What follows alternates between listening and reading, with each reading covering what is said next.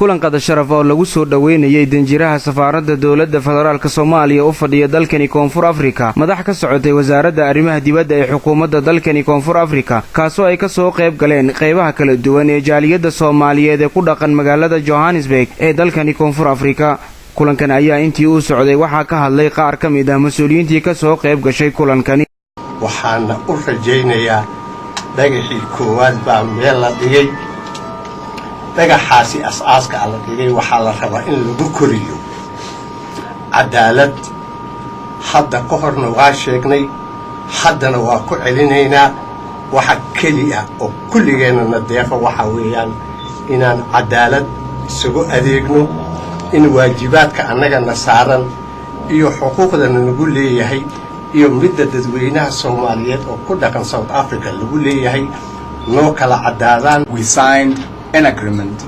establishing diplomatic relations.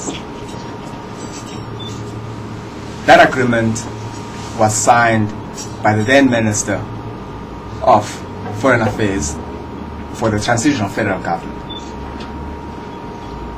Being an international agreement, it is an agreement signed between two governments but binding between two states.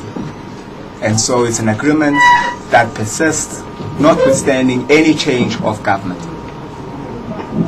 So as we currently speak, South Africa and Somalia have diplomatic relations.